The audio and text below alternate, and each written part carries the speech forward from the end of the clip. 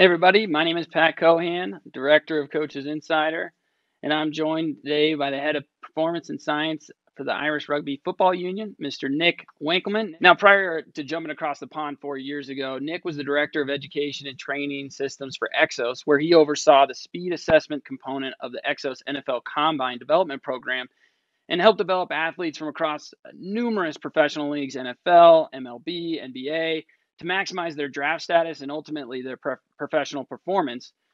While developing these athletes, he also went on a quest to develop his own abilities by studying the words, cues, and the rhythm he and hundreds of other trainers and coaches use to find out what communication strategy created the highest level of retention. Which brings us to today, where he's just launched his new book, The Language of Coaching, The Art and Science of Teaching Movement. Congratulations, Nick. And if you could you give us a brief overview of what that book kind of covers and why you set out to write it? First, if I'm going to be talking to coaches and about coaching, let me first define how I view it, and then we can get into the book itself. So my whole ethos, my belief around coaching is our responsibility is to take people from where they are to where they want to be. Ultimately, we are stewards, we are servants, we're in the service business. And while there are many different ways that we serve our athletes, our clients, our patients, I think one of the primary ways is through our voice, through our words, and how we guide in the literal coaching forum. So while there's a background behind the language of coaching that we most certainly can get into, the book itself is 1 inch wide and 100 miles deep. And specifically what it is interested in and what it wants to help share with the world is how do we improve our communication to connect better with our athletes, first and foremost. And then through that information and through that communication, how do we connect them better to their movement? Ultimately, if we think about a coach, every time we open our mouth to influence, we want to use language that captures the attention of the athlete, connects with them as a person, meaning they understand what we mean, and that language can help calibrate their focus, how they think, to improve the way that they move. And there are countless examples, positive and negative, that coaches can think about where light bulb moments happened and they saw a cue manifest into an instant improvement that they had been working on for weeks, possibly months. Equally, I guarantee coaches have had a similar experience where they gave a cue and it operated like a virus in the system, causing havoc and confusing the athlete and confusing their movement in the process. And so for me, in my own journey, I came to the conclusion of how important cueing and communication was very early in my career. But when I went to find resources on it, it was limited. I recognized that in the old spirit of storytelling around a campfire, the vast majority of my cues were the ones that had been handed down to me, ones that possibly I had heard from other coaches, or was simply a reflection of the jargon we read in biomechanical textbooks. But ultimately, even though I spent the majority of my time communicating, I had not committed to the craft of communication. And so in studying it as a coach, I inevitably went to the research, back to practice, again and again and again. In a decade later now, I have tried to write the book that I was looking for as that young coach, providing a blueprint, not rules, but a blueprint that can tap into any coaching style to help them be more productive in how they connect with the athlete and how that helps the athlete connect with their movement. Now, you talk about studying like what's coming out of your mouth and what you're actually saying. And the only study that I can really recall that a lot of people refer to at the coaching clinics that we film is the John Wooden study, where somebody went in and listened and counted how many positive things John Wooden said to every negative thing. It's really the only study that I've seen, and I know you've probably seen hundreds of other studies, but the popular study is positive versus negative. How does your study and your research differ from just being positive and negative? Right. So positive and negative can have a lot of different connotations. I can say to you, Pat, you're not getting enough hip extension. Someone might think that is negative. I could also say, hey, Pat, on your next rep, I want you to focus on having more hip extension. Same exact cue, but someone might think it to be more positive. But you and I both know different people respond to different things. So the positive to one is the negative to the other, and vice versa. But ultimately, I think of positive and negative as a combination of word choice and tone. Am I using language that encourages forward progress? We call that positive. You are, you can, you should focus on, versus stop, you shouldn't, you can't. And I think ultimately, is that part of my narrative? Most certainly it is. We talk about in the book at various times how we want to use forward language. So focus on. Even though I know you're not extending your hip, I'm encouraging you to focus on something to make an improvement. I guess ultimately what the book gets into, and we'll talk about this idea of a continuum of cues, but it's how language itself, independent of positive or negative, how it shifts the spotlight of the mind. And how the spotlight of the mind, i.e. what we focus on or our intention, it's the relationship between words, intention, and how intention impacts movement. So I think independent of the positive and negative, this will give the actual anatomy of the language that promotes shifts in performance and learning. And it most certainly will contrast it with the type of language we want to shift away from.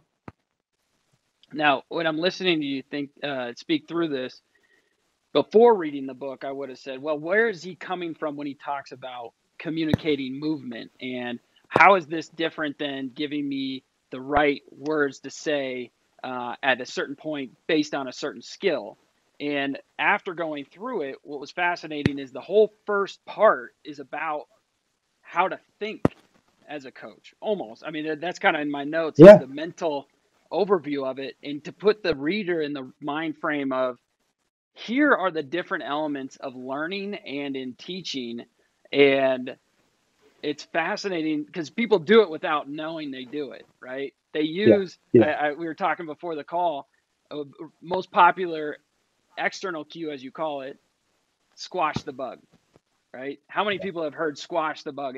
It's now in teaching the baseball swing, people say, no, squash the bug is wrong.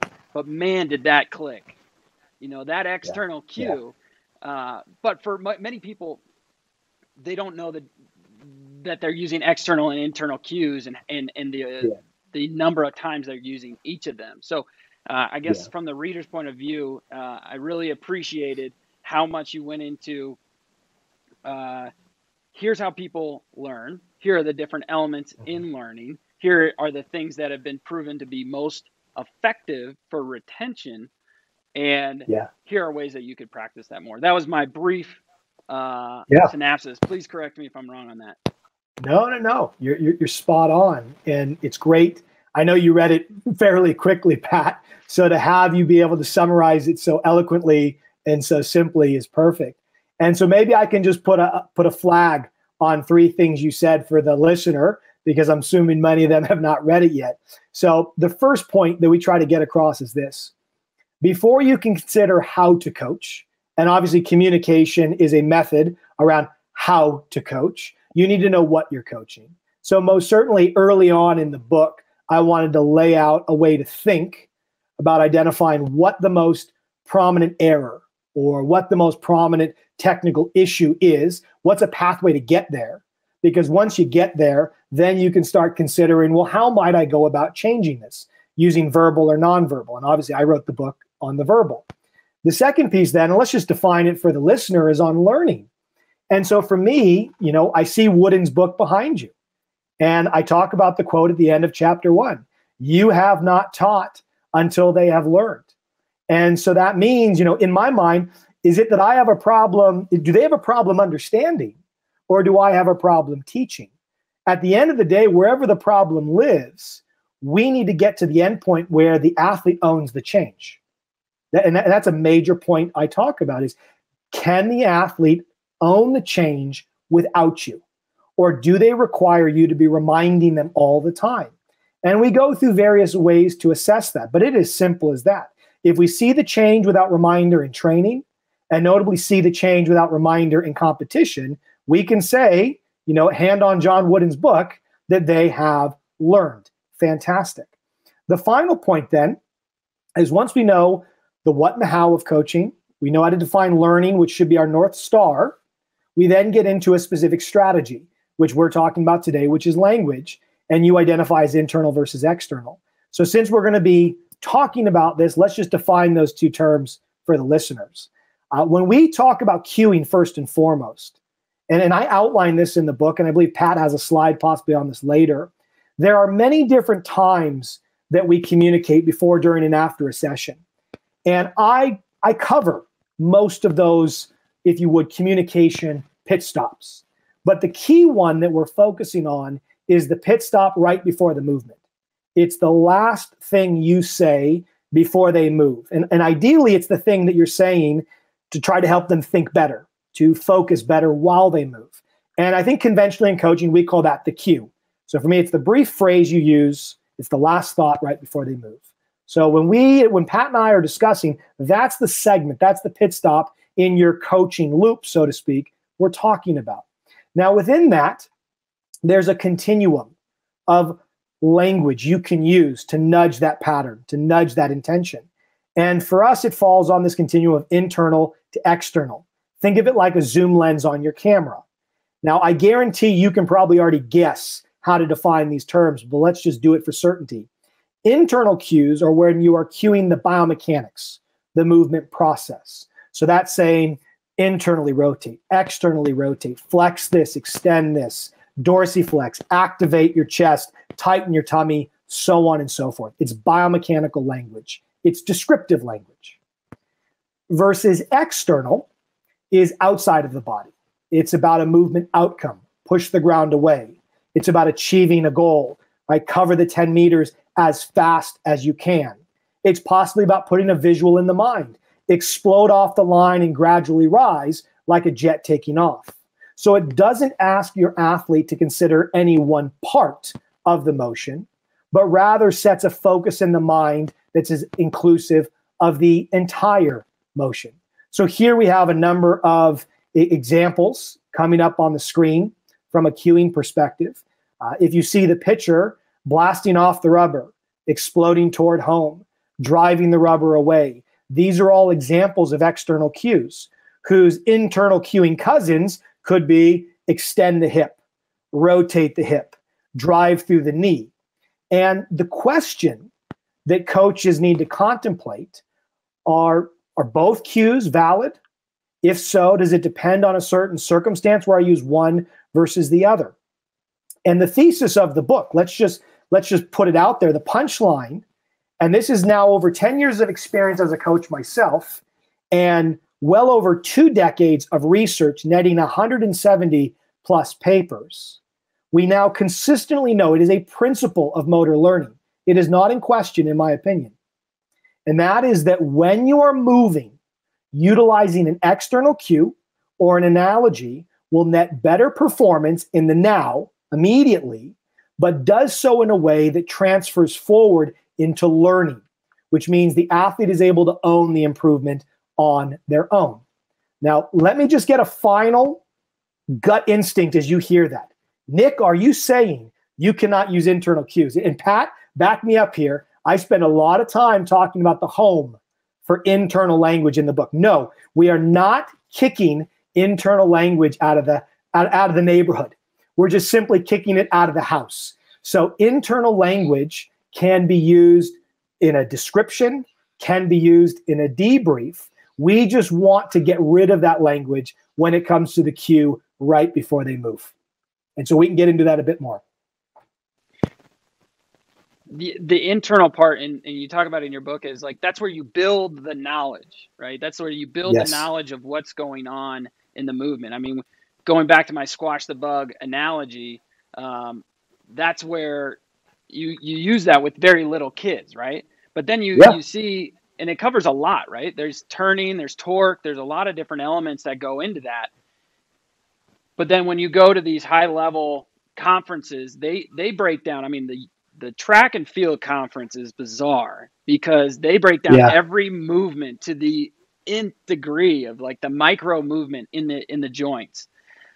But for professionals learning about the movement, it's helpful because they're developing an understanding of how the body works.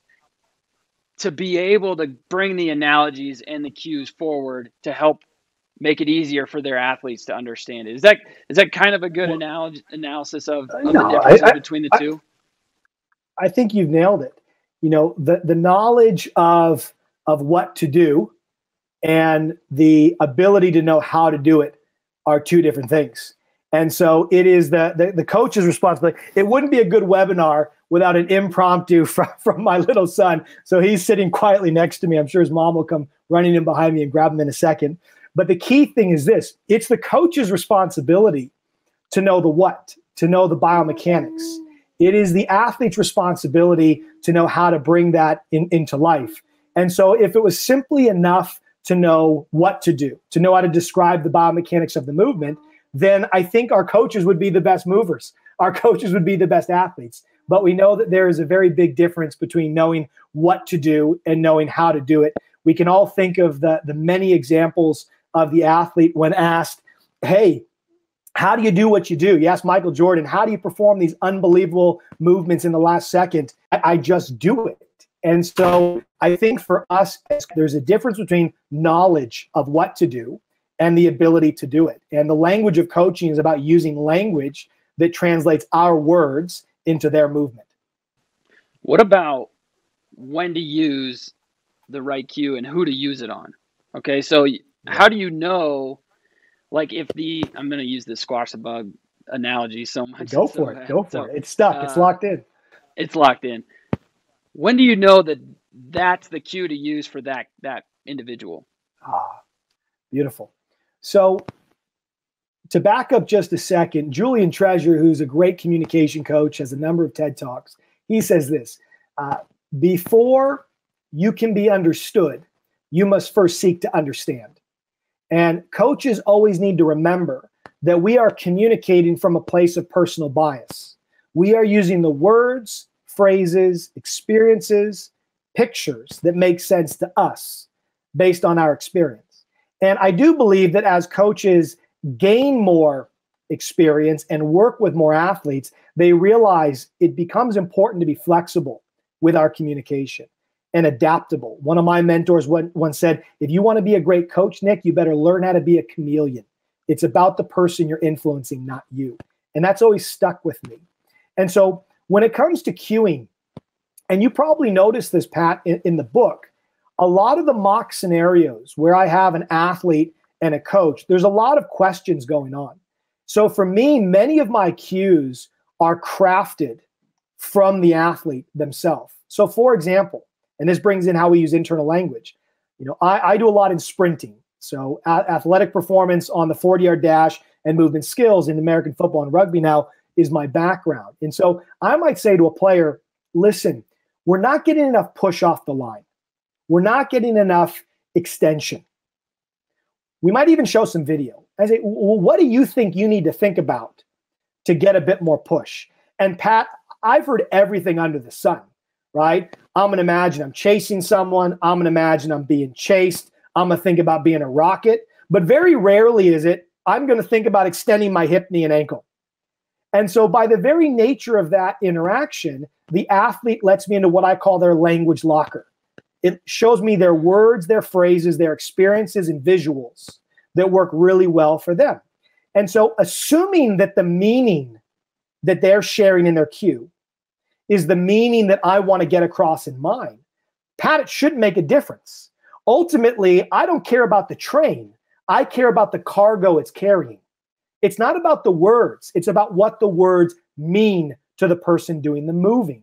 And so oftentimes I'll use questions, guided questions, to get them thinking in the technical atmosphere that I want to change.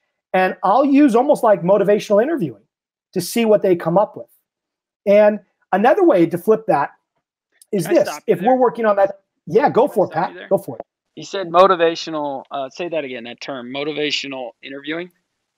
So motivational interviewing, yeah, it is becoming more and more popular in coaching. But it's a simple technique where you use questions to guide the person in front of you to the answer, but that they can find the answer without you always having to give it to them. And we use a line of questioning. How tough is that when you got so much information and you want to impart it, but you know Yeah. that they have, like you said earlier, they have to own it. For you, I want to dive into a practice session with you and just Yeah. hear what's going on internally in your head about what crumb can I lay in front of them to get them past this. How do you debate that internally for yourself? Yeah. So let me give you a flash in the pan anatomy of a Nick Winkelman coaching session, and it's layered in here. Let's do it. So I take our under 20s rugby players through their weekly speed session during the Six Nations. Okay, it was typically a Tuesday session. It's 30 minutes, and we're working on linear speed and agility. And if you've seen rugby, you know that all players have to be on both sides of the ball. So we have to create both defensive ability as well as attacking ability. And so with this session, I always open up with the WWH. You would have read about this in the book. Yeah. I say, what are we doing? Why are we doing it? And then here's the key. How are we going to do it? And so when I talk about the how, sometimes I'll lead the discussion on the how. Other times I will ask them to lead the discussion on the how. And so, for example, what are we doing? Today we're working on linear speed. Why are we doing it? We know as a group defensively, we have got to close space. We have got to suffocate the attacking team. But on the attacking side, when space is available to run into, we have the ball, we have got to consume it. We have got to beat the defender to it. So already I'm starting to use words, verbs that set the tone of the energy. Now, today, gentlemen, how are we going to achieve that? I want you to set the tone right now. What kind of vehicle do you want to be today? Are you a Porsche or a Prius? Are you off-road grinding or are you on the freeway flying? Now, this is one of many little tools in my toolbox, but I do that to start to create this visual, this energetic essence that can penetrate every cue, every drill, every movement. It calibrates them and it calibrates me as a coach, WWH. From there, then, we get a 30-second red thread. Gentlemen, you have 30 seconds to talk to the player next to you. I want you to review the 2 major wins from our last session and make sure those strengths remain polished.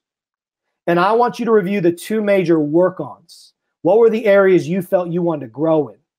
And they go back and forth on that. I said, you now know your major focus. You've defined what winning looks like today. When I ask you at the end of this session, I want you to review that with your partner and see how successful we were in achieving whatever that outcome is. So now we've established the mind, and we've also established their unique goal. We then go through a general warm-up where I'm globally coaching. And that means I'm using easy cues, highly visual, primary, external, just to get them going. So when we're doing a backward lunge, people are grabbing the roof, right, to create length through their back leg. When we're doing a lateral lunge, they're stepping over the river. When we're doing some of our stick and holds or our jumps, hot ground.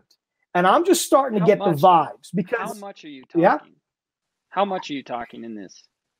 When I'm doing imagine a global warm-up, Pat, I'm like a loudspeaker. I'm like music in the background. So I'm not instructing any one individual, but I'm saying, okay, backward lunge.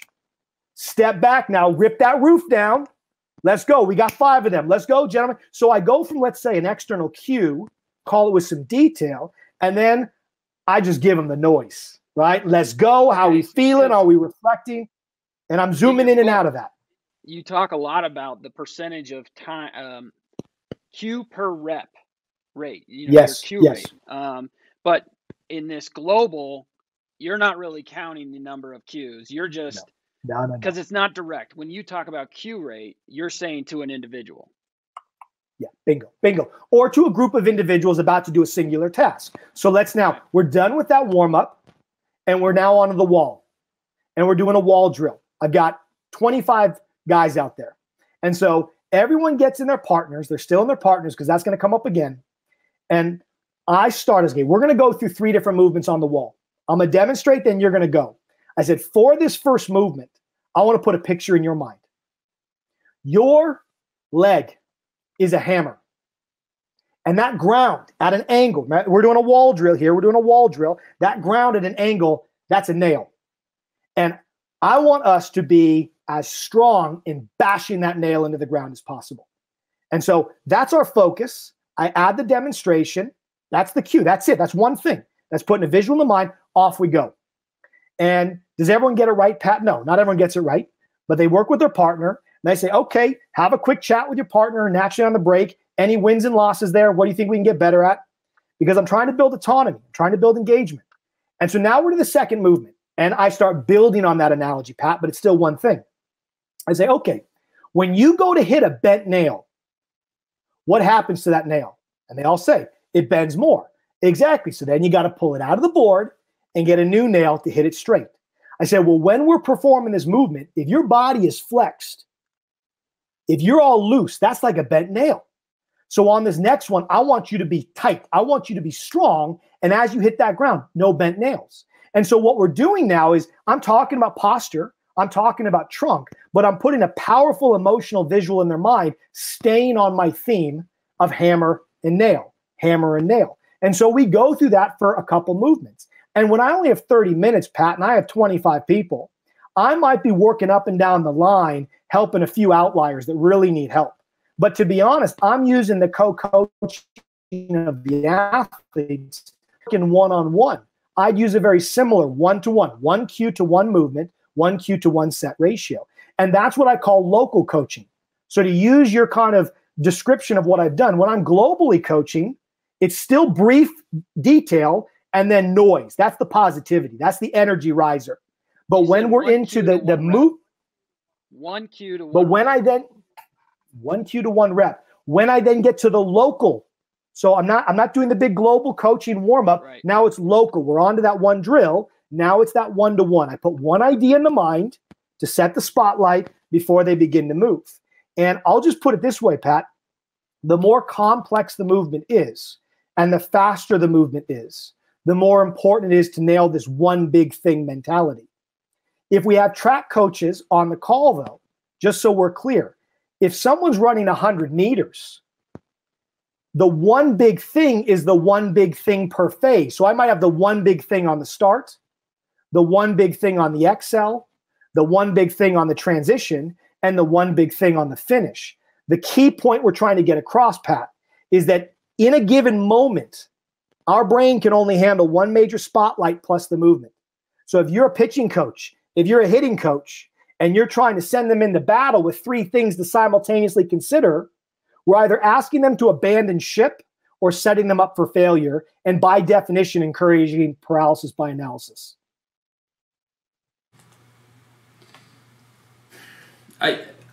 I wonder if it took me a while in the book to understand how much is too much. Because in the beginning, you talk a lot about managing, what do you call it, silent sets, right? So I kind of struggled with, okay, there's silent sets, but then there's also one cue per rep.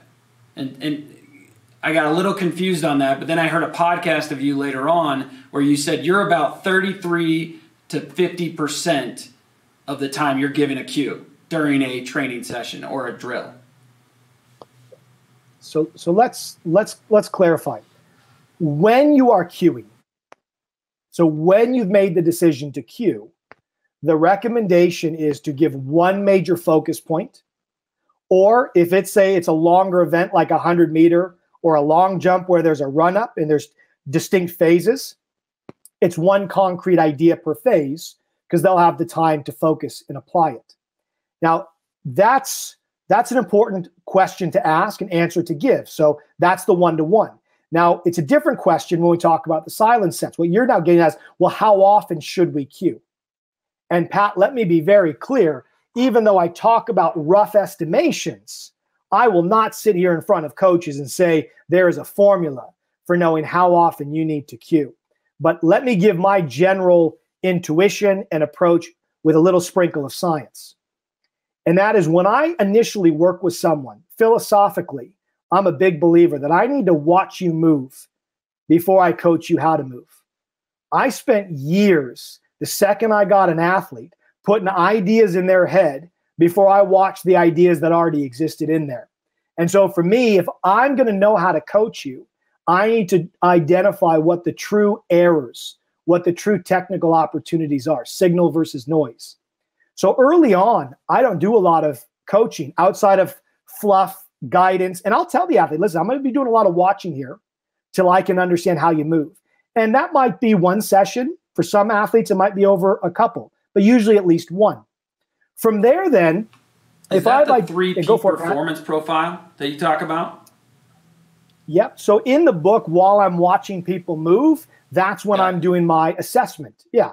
And we can comment on that specifically, not to confuse anyone. So early on, there's this assessment going on to figure out what should I be coaching? Let's just leave it at that for now. Once I've identified what I need to be coaching, now I'm like, okay, I want to identify a cue that possibly could help this person out. And I think there are many ways to go about it. You could give a cue yourself, as we've been talking about, and as the book clearly shows you how to do.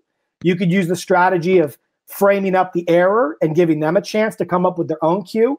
Let's be honest, Pat, if I'm working with a 10-year-old, am I going to give them a chance to come up with their own cue day one? Probably not. I'm going to start with something like squash the bug, really simple, and I'm going to see how it works for them. But once I give that one cue, now I'm back into observation mode. So if that one cue seems to work, I might just repeat it for a little while. I might write it out for a session. I might be able to write it out for a week, a month. I don't know. Everyone's response to cues and the impact of the cue is going to be slightly different. My key thing is, am I observing the echo of the cue in the movement? The second I no longer see an echo, or I see a regression even, that tells me that either I need to reinforce the cue or possibly come up with a new way to phrase it. You know, cues have a shelf life. Just like the coach that talks all the time and the athlete turns them off, same thing. We become numb to the cue we hear all the time.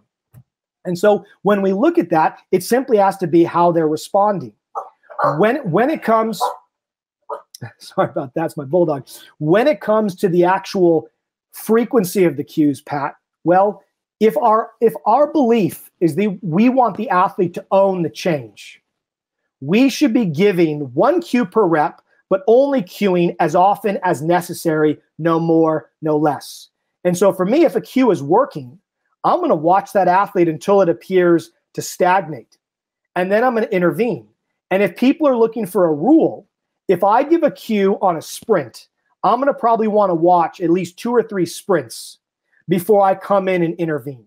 And that's just my philosophy. And there is evidence to support that, to create space for learning, to create space for ownership. Okay, when you were going through that, it brought me to kind of a deeper part in your book. I think it's later on. And it talks about what are you craving from this cue, right? I think that's what craving is your cue trying to satisfy? So then it's identifying you internally. I think a lot of people want to have, you break it down pretty good, but sometimes you just want to connect with the kid, right? You want to make them laugh and make them feel like you're building a relationship with them. Sometimes you want to challenge them. So your goal with the cue is to put them out of their comfort zone. And you talk a lot about comfort zone and what percentage they should be in that and out of it, which I think is really interesting.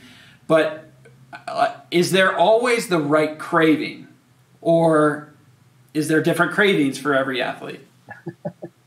Well, and again, the part of the book you're talking about called The Roadmap is basically how we help coaches develop the behavior or the skill that is outlined in the language of coaching, which we're talking about here. And so when we ask ourselves, what are we craving exactly?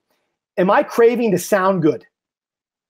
Am I actually just craving my own voice? Like, hey, I sounded pretty good there. For some coaches, they don't realize it, but that's their craving, is just simply to say the things that they've read in the book that sound good, or to sound good to the athlete.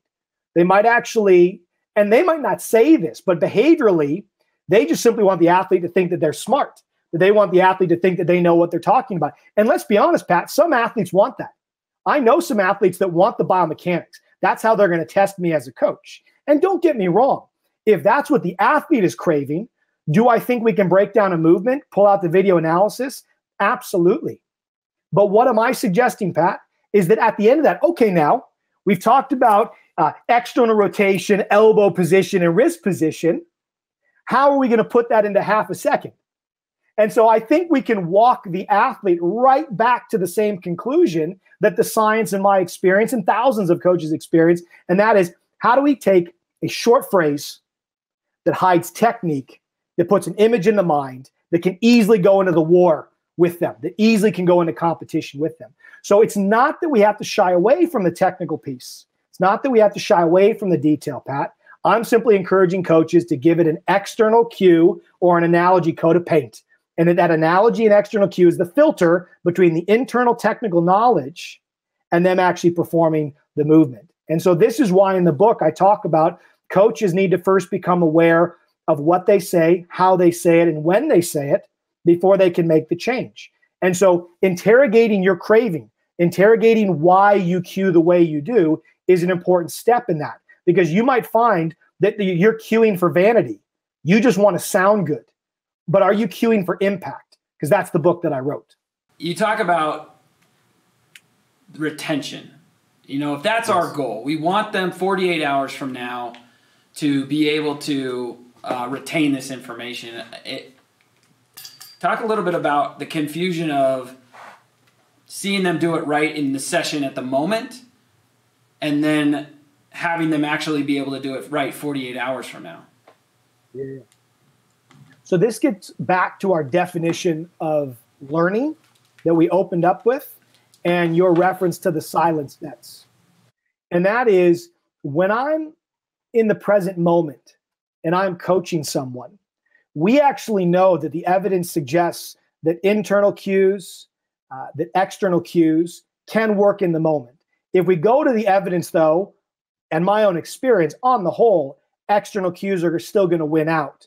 But most certainly, when coaches are delivering internal cues, that they can be used to seemingly good effect. And if the athlete doesn't know there's an alternative, they think the coach is connecting with them and they're doing a good job. The problem is this, is that when we bring these individuals back, as you said, 48 hours later, and there's a ton of studies on this. The key is that there's no cues. There's no reminders. There's no feedback. And so think of that kind of like your silent sets.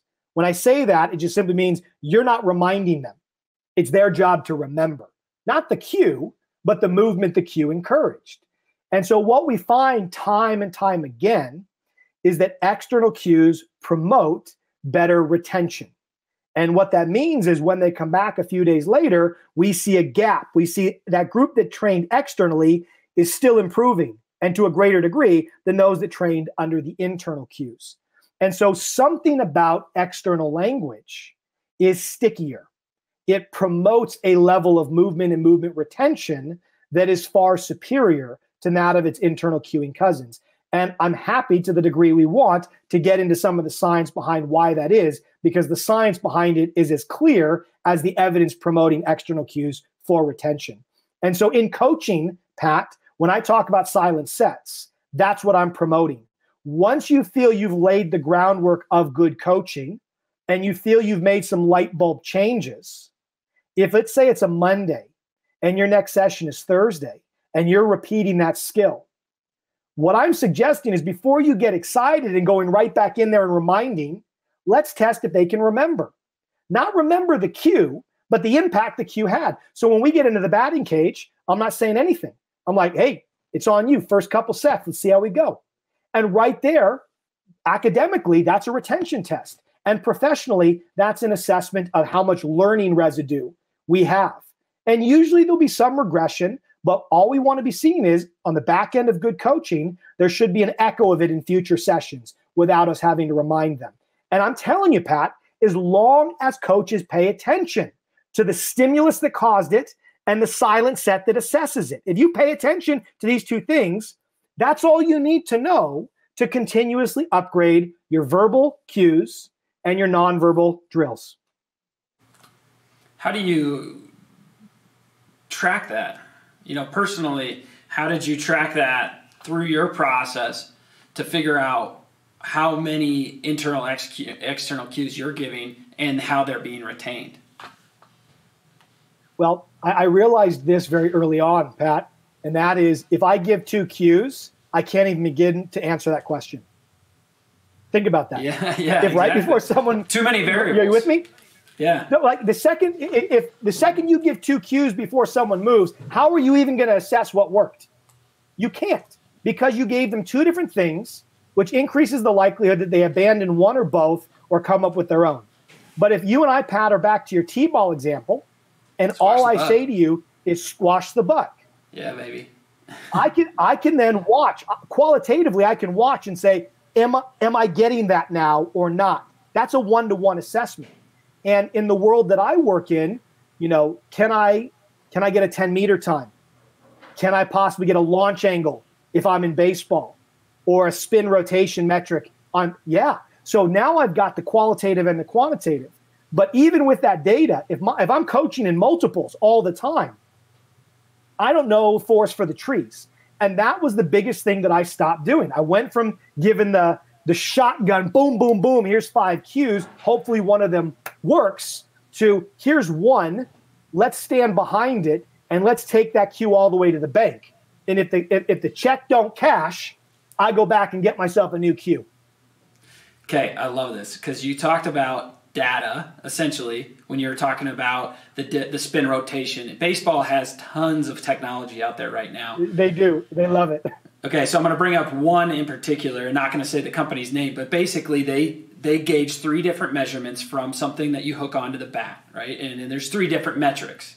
And right now, because everybody's at home and not able to have a coach with them analyzing their swing all the time, they're using this technology to tell them their swing speed, their connection point, and a couple other metrics. What are your thoughts on these technologies that are trying to promote replacing the coach almost? Are 20 years from now, does the language of coach matter if we have all this data that'll give us immediate feedback? It matters more than ever, Pat, because it's only when these technologies can digest the language of coaching and artificially generate the best cue that the difference is going to be made. I mean, if I take a new driver, okay, let's say I'm taking my daughter, she's not even close to 16, but the day that she is 15, whatever it is these days, and I say, okay, those are tires, that's a brake, that's a steering wheel, there's a transmission. Okay, or that's 10 degrees, that's 15 degrees, it should be 20 degrees. I'm just describing what is and what should be, but not how to bridge the gap between. And so if I'm just feeding you data, I'm making the assumption that you can convert that what into an effective how to bring that movement into life. And if we think for one moment that our brain can compute all the degrees in the right time for a complex movement like hitting a baseball while I'm trying to also hit the baseball, we are absolutely kidding ourselves. And so when I consult in baseball, I say, listen, this technology is fantastic because it is getting you closer and closer to the what, to the key problem. It's getting you to the one big thing. So I have zero issue with the technology and the data. But if you are not building a bridge from the riverbank that is technology and the riverbank that is human computation of that technology, you are missing a big trick. And so coaches, sleep easy, because we absolutely need you to own the detail, you to own the technology and the biomechanics, and then learn to convert that into a simple, short phrase that hides the technical insights and puts a visual that makes the movement easier, especially in a high-pressured scenario that is baseball. What's the term you use in your book? Theater. It has to do with theater. The theater of the mind. Okay, so, and you talk about different ways that you can create these visuals. I mean, is that kind of what we're talking about, the bumping of the car? So I'm actually going to, I have that graphic pulled up here. Okay, so this is the theater of the mind, right? If you're looking at the screen. Okay, now is data a piece of that? Is data a part of finding new ways to engage the theater of the mind, because our youth are on their phones so much and seeing likes and analytics on things? Am I going in the right direction here? Am I explaining it well in terms of the theater of the mind? What I'm trying to get to is, will these visuals, okay, going back to this, need to change because of the theater of the mind of the youth today? No, I think, okay, let's think of the Matrix. Okay. What I love about the Matrix is the opening scene. when we see the the ones and zeros. But when Neo plugs in, he doesn't see ones and zeros. He sees the kung fu. He sees the agents. Okay. He sees the world. Okay? So the data is the detail.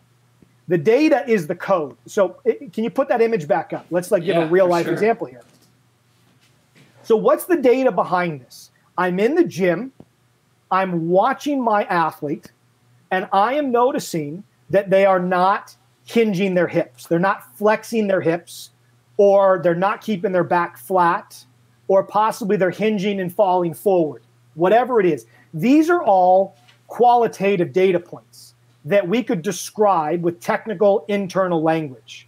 But if I want to hide all of that language, I want to hide the language of flat back. I want to hide the language of hip flexion.